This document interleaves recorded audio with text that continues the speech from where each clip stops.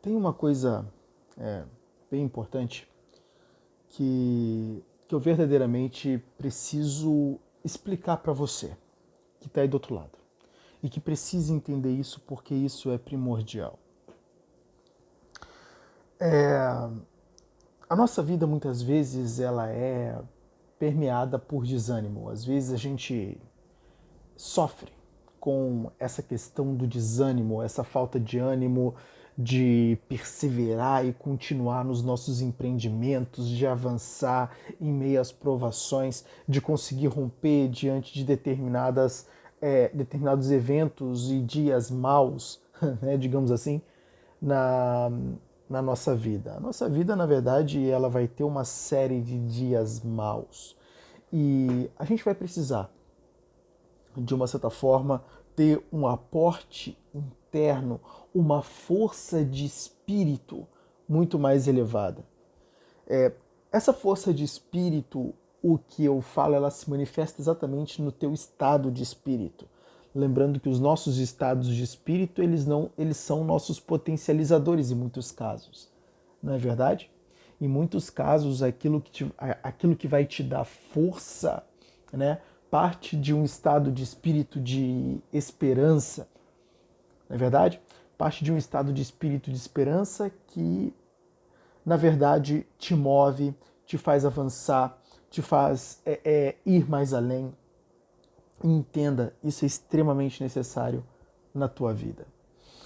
E uma das coisas que você precisa entender, e é exatamente aquilo que vai financiar, que vai aportar esse estado de espírito em você e que você precisa carregar para a sua vida, é a confiança em Deus. Não sei se você já percebeu, mas sem esperança você não vive. A esperança, ela é exatamente aquilo que te faz prosseguir quando a tua tendência é desanimar. A esperança é aquilo que te faz prosseguir quando a tua tendência é ficar parado. Né? Eu gostava muito de uma música evangélica, né? Uma música gospel, aonde a música dizia assim, ó, quando tudo diz que não, tua voz me encoraja a prosseguir. Tinha uma música assim. E aí ela continuava e tinha uma outra parte que dizia assim, ó. Quando tudo diz que não e parece que o mar não vai ser... Agora, sei que não estou só e o que dizem sobre mim não podem me frustrar. Venha em meu favor e cumpra em mim teu querer. Aí, inclusive, o refrão da música era Deus do Impossível, que inclusive é o nome da música também. Não desistiu de mim, sua destra me sustenta e me faz prevalecer. Olha que coisa interessante. Deus do impossível. Não desistiu de mim. Sua destra me sustenta e me faz prevalecer. Eu gosto desse refrão porque ele fala uma grande verdade. Ele fala uma grande verdade. O próprio Deus, ele não desiste de você. Né? E, de fato, a destra dele te sustenta e ela te faz prevalecer. Se você for parar para analisar, isso está falando sobre uma experiência. Já parou para pensar que, na verdade, isso está falando sobre uma experiência? E essa experiência com Deus, que de fato é a destra dele sustentar e fazer a pessoa prevalecer, é exatamente uma experiência que mostra a importância de uma coisa: a confiança em Deus. Confiar em Deus é uma coisa primordial. Primordial. E a confiança em Deus é um dos pilares da esperança. Por que muitas pessoas muitas vezes não têm esperança? Por que muitas pessoas muitas vezes têm dificuldade de prevalecer, né? Quando as dificuldades vêm? É exatamente porque não olha para Deus, não se volta para Deus, não percebe Deus como alguém que, peraí, ele está por detrás? Ele está por detrás e ele pode, de uma certa forma, me reerguer. Ele pode, de uma certa forma, me fornecer os recursos que me faltam para passar essa tempestade, esse deserto. Lembrando que, entenda uma coisa, cara, ninguém fica no deserto. O deserto é uma coisa temporária. O deserto é uma coisa que é de passagem. Se você for pegar a história de Cristo disse que Cristo jejuou 40 dias e 40 noites. Olha que doido. 40 dias e 40 noites para ser tentado pelo diabo, para ser tentado pelo maligno, né? E Jesus foi tentado pelo maligno aonde? No deserto. E olha que curioso, Jesus não ficou lá para sempre, não é? Foi uma passagem pelo deserto. E o que acontece? O deserto, ele é realmente uma passagem. O deserto, ele é uma passagem. E já se perguntou por que Jesus passou pelo deserto para ser tentado pelo diabo? Não sei se você percebeu, mas isso foi uma ocasião preparada por Deus para, de uma certa forma, forjar a força de Cristo.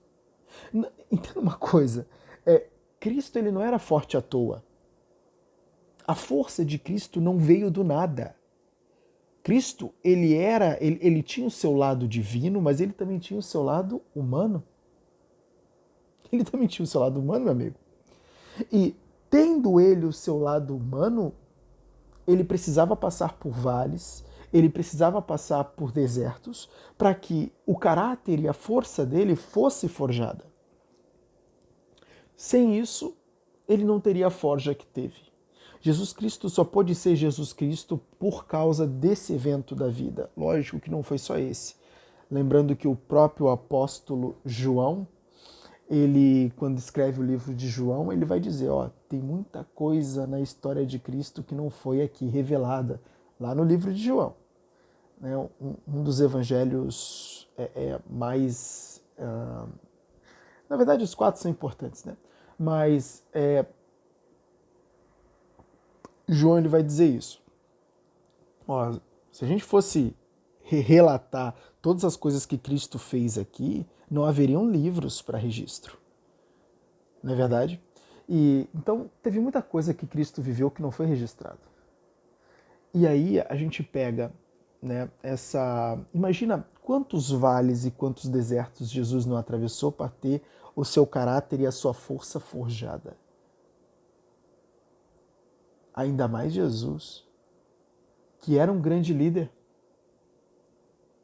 Jesus ele não era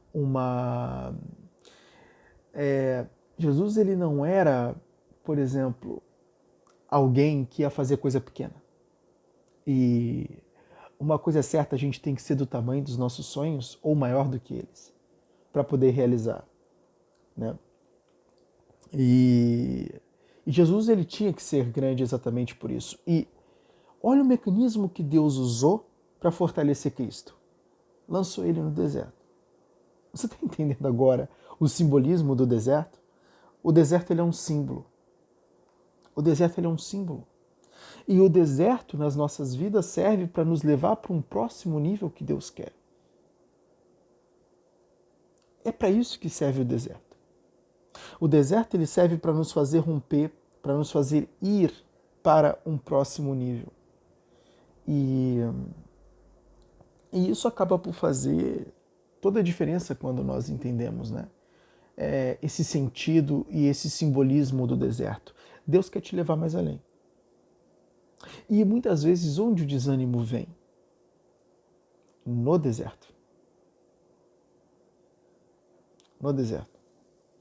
Eu acho que quando a gente está com a mentalidade muito melhor ajustada, quando a gente entende que o objetivo do deserto é de fato nos fortalecer para que a gente possa ter força, para que a gente possa ter subsídios para, de uma certa forma, ir mais além, eu acho que isso nos dá muito mais força para enfrentar no deserto, porque a gente sabe, peraí, eu não vou ser o mesmo depois que passar por aqui. Lá no fim eu vou ser outro. Ou seja, lá no final a conta vai fechar. Você está vendo? Então, essa mentalidade, ela nos prepara muito melhor para lidar com o deserto. E E quando também a gente entende que Deus trabalha assim, fica muito mais fácil de entender o motivo pelo qual aquele deserto também ele veio para a nossa vida. Ou seja, é Deus querendo nos fazer crescer. É Deus querendo tirar a melhor versão de nós mesmos para fora, né? Então, eu acho essa questão do deserto muito importante. E quando nós temos a percepção de que Deus não me abandonou e Ele está comigo, isso faz uma diferença crucial. Isso faz uma diferença crucial. Entende? Isso faz uma diferença crucial. E isso se traduz em não abandonar a Deus, e isso se traduz em buscar a ajuda dele. Entenda uma coisa, você já parou para pensar que por mais independente que você pensa que você seja, você sempre é um dependente? Em que momento você parou para pensar que é alguém que planta e colhe a sua comida? A maçã que você compra no supermercado foi produzida por alguém. As frutas que você compra no supermercado foi produzido por alguém. Os alimentos que você consome no supermercado, meu amigo, foi produzido por alguém. Aquilo ali foi produzido por uma indústria ou por um produtor de alimentos. Em que momento você parou para pensar que tudo que você faz e tudo que você compra, adquire, todo produto foi concebido por uma mão de obra de um terceiro, que não é a sua? E que se não fosse aquele terceiro, aquele produto não existiria. Entendo que você pense que você é uma pessoa independente e autossuficiente, mas quer saber a verdade? Você não é. Você não é. Entende? E ter a consciência disso, de uma certa forma, acho que faz a gente ser mais humildes no posicionamento diante de Deus. Quando a gente basicamente está ali e a gente, sabe, pega e se prostra e, de uma certa forma, pede: Deus, me ajuda com isso, sabe? Eu não estou tão fortalecido, eu não estou tão empoderado para lidar com isso, mas eu sei que com a tua força, com a tua graça, eu posso lidar com isso. Eu posso vencer esse obstáculo, eu posso vencer esse desafio. Isso é válido na nossa vida. Essa humildade, essa capacidade de pedir ajuda ao ser divino, a Deus, para que ele de uma certa forma possa intervir e possa nos ajudar. Entende? E isso é um pilar fortíssimo da confiança em Deus. Porque eu não peço ajuda para quem eu não confio. Não é verdade? Eu peço ajuda para quem eu confio. E confiar em Deus é pedir ajuda e ter fé em sua provisão. Isso é importante. Entenda uma coisa, não existe esperança sem fé. Não existe esperança sem fé.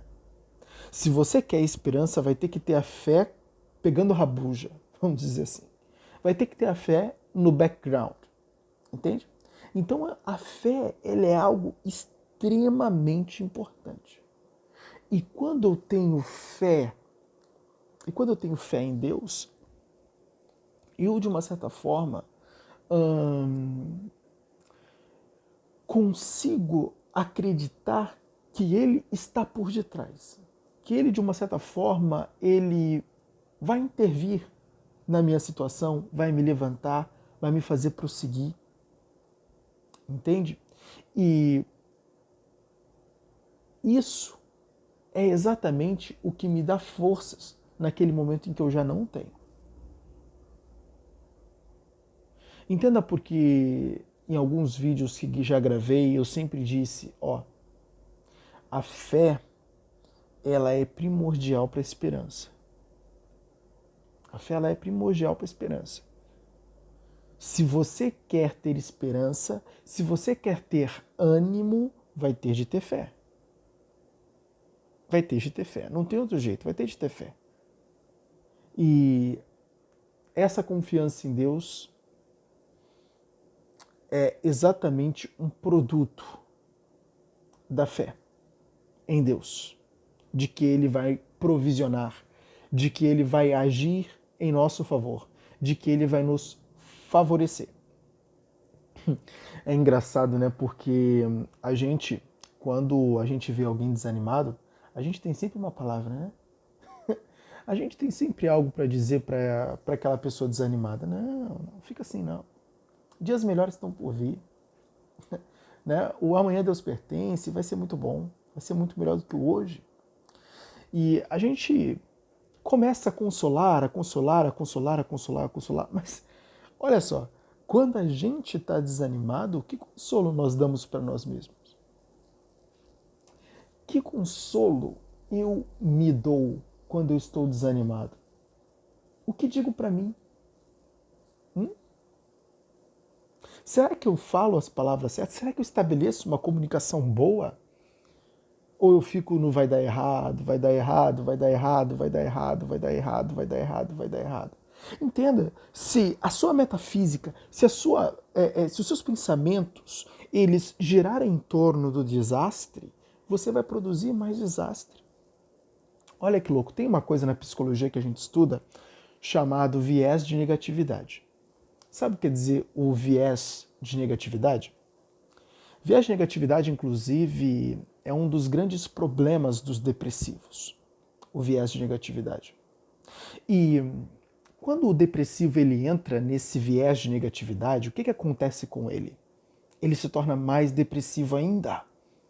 Exato, ele se torna mais depressivo ainda.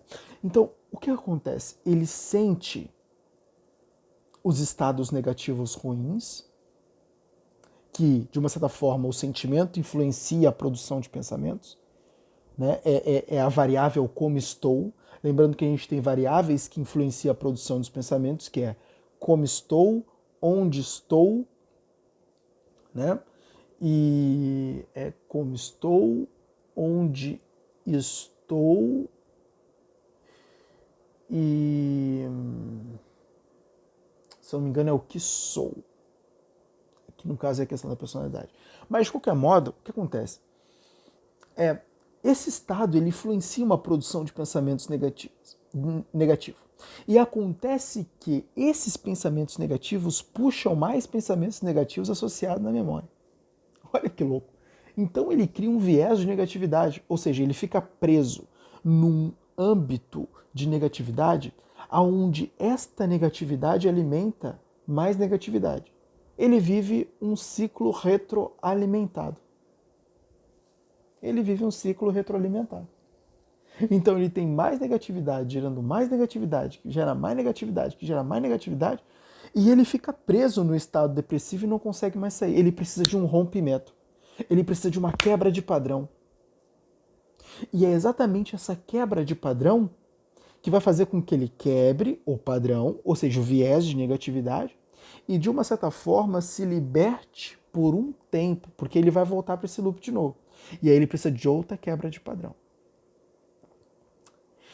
E uma das coisas que mais são eficazes na quebra de padrão é a comunicação. A palavra que você libera para você mesmo. Eu vou conseguir. Eu vou vencer. Todos os meus desafios eu vou vencer. Meu Deus está do meu lado e eu vou conseguir vencer.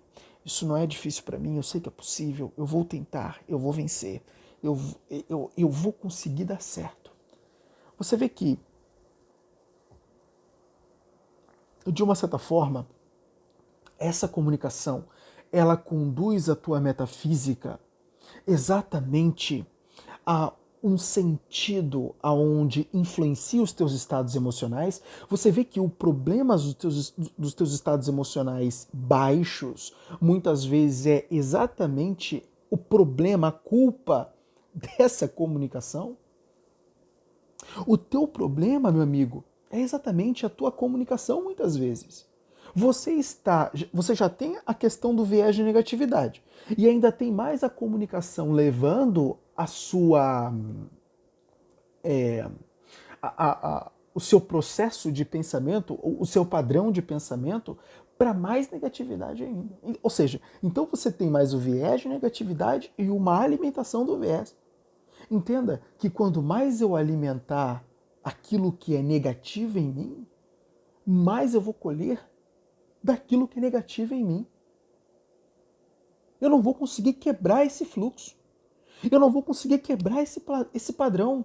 Por que os depressivos sentem que eles têm dificuldade de lidar com a depressão? É exatamente por causa disso. É triste, mas é verdade. Ou seja, ele alimenta ainda mais a própria depressão que possui. Ele não alimenta um outro lado. Ele não desenvolve um outro lado. Entende? Ele não melhora a comunicação. Ele não melhora a postura do corpo, a fisiologia, né? Ele não busca padrões de pensamento que vislumbram um futuro positivo. Nossa, olha que fantástico. Estou caminhando na Times Square, estou visitando Dubai. Entende? Ele não tem essa visão positiva de futuro. E o que acontece? Ele não tem esperança. Ele não tem esperança. Se ele não tem esperança, como ele vai sair desse estado de espírito negativo? Me diz. Como ele vai sair desse estado? Não tem como. Ele precisa de um aporte.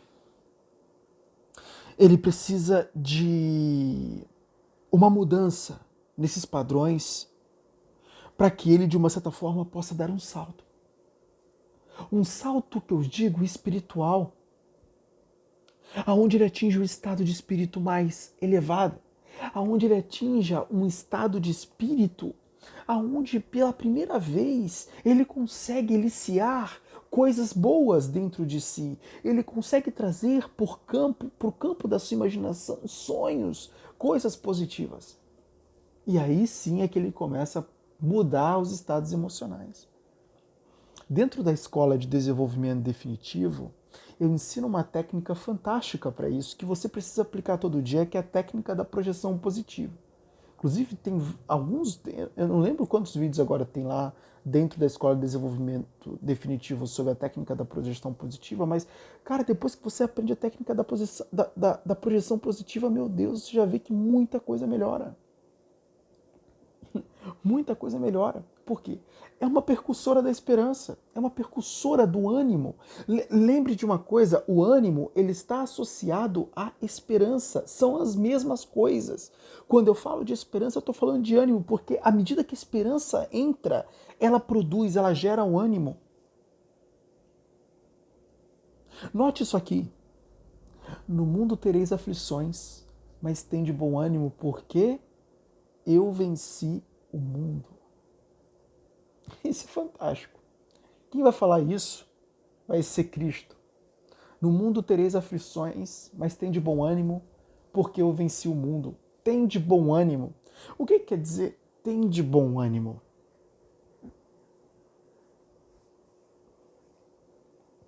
Tem de bom ânimo porque eu venci o mundo. Eu venci o mundo. Tem de bom ânimo porque eu venci o mundo. Ou seja, confie em mim. Eu venci o mundo. Olha para essa grandeza que venceu o mundo e confia nela. Eu estou contigo. Tem de bom ânimo porque você agora tem esperança. A esperança de que eu estou contigo, abençoando cada passo teu. Tem de bom ânimo porque eu venci o mundo. Eu venci o mundo. Você está entendendo isso? Não existe força, meu amigo. Não existe força na vida humana. Não existe força no indivíduo humano se ele não tem Deus. Não existe força no indivíduo humano se ele não tem a confiança em Deus. A confiança em Deus é uma percussora. É uma percussora da esperança, do ânimo, da fé. Eu preciso disso. Eu preciso disso. E a partir daí, eu consigo lidar com meus eventos do cotidiano. A partir daí, eu consigo lidar com o que verdadeiramente está acontecendo na minha vida. Entende? Porque agora, já não sou mais eu. Tem uma estrutura poderosa por detrás. Você está entendendo isso? Tem uma estrutura poderosa por detrás. E então eu tenho muito mais condições de me libertar desse maldito viés de negatividade. Ou pelo menos lidar com ele, porque não é uma coisa rápida. Não é uma coisa que, 2 dias depois você está curado do viés de negatividade. Claro que não. Sem contar que tem pessoas que são tendenciosas ao viés de negatividade. Eu mesmo sou uma delas. Entende? Então, o viés de negatividade é uma coisa que assola todas as pessoas na face da Terra, logicamente. É lógico que algumas pessoas têm tendência mais para o otimismo. Isso é os abençoados, né? Os abençoados. Eles têm uma tendência mais para o otimismo, só que tem outras pessoas que têm uma tendência mais para o pessimismo. E isso é influência da carga genética, por exemplo, é influência do meio, muitas vezes, né? Então, a gente tem basicamente o meio e a carga genética, né? São duas variáveis que basicamente formam o indivíduo. E lógico, tem o gerenciamento do eu, né? Ou seja, como o indivíduo ele vai perceber o meio e como ele vai lidar com a carga genética. Porque lembrando, quando a gente fala de carga genética, a gente tem a genética e a epigenética. Então a gente tem a genética e a epigenética, ou seja, a epigenética é o destino que nós damos à carga genética. Ela pode ter uma tendência para um lado, mas eu posso, por meio da educação do meio e da atuação do meu eu, da minha própria consciência, do mundo que eu conscientemente percebo e lido com ele, intermedio ele, eu posso levar a minha carga genética que tinha uma tendência para um lado, para outro lado completamente diferente. Isso se chama epigenética. Então, nós temos que trabalhar a nossa epigenética, né? De modo que a gente conduza ela para um lado positivo. É exatamente isso que eu busco fazer com a Escola de Desenvolvimento Definitivo. É legal esses meus vídeos que eu estou conseguindo te explicar muito bem o que é a Escola de Desenvolvimento Definitivo, que muita pessoa também não entende. Érico, o que faz a Escola de Desenvolvimento Definitivo? A Escola de Desenvolvimento Definitivo ela vai te dar outro destino, cara. É exatamente isso que ela vai fazer, ela vai te dar outro destino, ela vai pôr nas suas mãos, ó, aqui estão todas as ferramentas que de uma certa forma constrói, educa e transforma um indivíduo humano. Tá aqui, ó, na Escola de Desenvolvimento Definitivo. Todas as ferramentas que você vai encontrar na Escola de Desenvolvimento Definitivo, ela vai te transformar, ela vai te educar, ela vai te fazer ser um ser humano completamente diferente. Você vai pegar, você vai começar a assistir as aulas, você vai ver, meu Deus, isso é fantástico. Eu tô te dizendo isso porque isso já aconteceu com uma aluna da Escola de Desenvolvimento Definitivo. O cara entrou lá e disse, nossa, isso aqui é fantástico. Isso aqui é fantástico. Tem coisa aqui que eu nem imaginava que existia. Entende? Mas por quê? Porque, cara, aquilo não é uma coisa que foi construída ontem. Eu venho estudando essas questões ao longo da minha vida inteira. Eu tenho 30 anos de idade. Eu venho estudando isso ferrenhamente, loucamente, ao longo da minha vida inteira. Não é à toa que eu sento aqui e gravo esses vídeos, porque eu sei do que eu estou falando. Eu sei do que eu estou falando. E eu sei que o que você vai ter lá, você não encontra em nenhum outro lugar. Aquela escola é brilhante, ela é genial, é a obra da minha vida. Você está entendendo?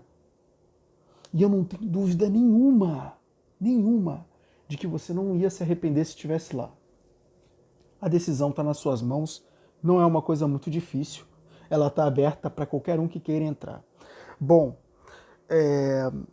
então uma das coisas que você precisa entender é exatamente isso. Exatamente isso. É preciso aprender. Inclusive tem outra música que é Meu Amanhã. Eu adoro músicas gospel, tá? Porque elas de uma certa forma trabalham na minha mentalidade com Deus. Eu acho que isso é fantástico. Tem algumas músicas que são fantásticas, elas constroem uma certa mentalidade, uma certa postura, uma atitude mental diante de Deus. E tem uma do Eli Soares chamada Meu Amanhã. Eu adoro aquela música. Que música linda. E ele diz o seguinte: é preciso Eu não sou um bom cantor, tá? Mas, bom, enfim, eu sou atrevido. Eu vou cantar aqui pra você mesmo assim. É preciso aprender a confiar em Deus. Vitória só se alcança pela fé. Aí, Deus sempre tem uma saída. A vitória é minha, só me resta crer. O que eu não vejo com os meus olhos naturais, a minha fé vai me dar forças para enxergar além. Você está percebendo isso? Olha como as músicas elas se corroboram. Olha como as músicas elas assinam embaixo da minha tese.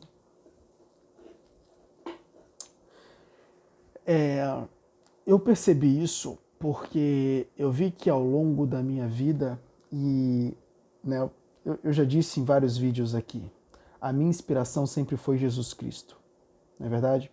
A minha inspiração sempre foi Jesus Cristo. E Jesus Cristo, ele dizia, homens de pouca fé. Ei, vocês são homens de pouca fé. Basicamente o que Jesus estava dizendo é, em outras palavras, vocês são fracos. Vocês são homens de pouca fé. Vocês não confiam no Deus que tem. Vocês não sabem o que Ele pode fazer. E agora você vai entender o motivo de Jesus ser tão rígido com essa frase. Homens de pouca fé. É porque, meu amigo, não adianta você ter um Deus poderoso se você não confia no poder dele. Não é verdade? Ora, do que adianta eu ter um Deus tão poderoso se eu não me beneficio desse poder que ele tem? O que adianta ter um Deus tão poderoso se eu não consigo caminhar com ele sabendo que ele é tão poderoso a ponto de me dar a vitória diante das intempéries e dos desafios? Ora, o que eu estou fazendo então no final das contas? Não é verdade? Você está entendendo? Não adianta você ter Deus poderoso se você não confia no poder dele. Você precisa confiar no poder dele. A partir do momento que eu confio no poder de Deus, a partir do momento que eu tenho a confiança em Deus, eu tenho fé, eu tenho força. Eu consigo superar essa depressão muitas vezes. Eu consigo entender que eu posso verdadeiramente vencer. Eu tenho possibilidades. Eu tenho uma visão mais... agora eu tenho ânimo. Porque a minha visão, eu não mais me enxergo morrendo lá na frente de tanta negatividade e tristeza. Se a gente pega, por exemplo, a história de Jó, a gente vai ver que Jó, em um determinado momento, deseja morrer. Se a gente pega a história de Jonas, a gente também vai ver que Jonas tem o mesmo problema. Chega um determinado momento que ele deseja morrer. Jonas diz, Deus, agora por favor, tira a minha vida. Olha que doido isso, né? E por que Jó em determinado momento deseja morrer? E por que no final das contas Jó acaba não morrendo?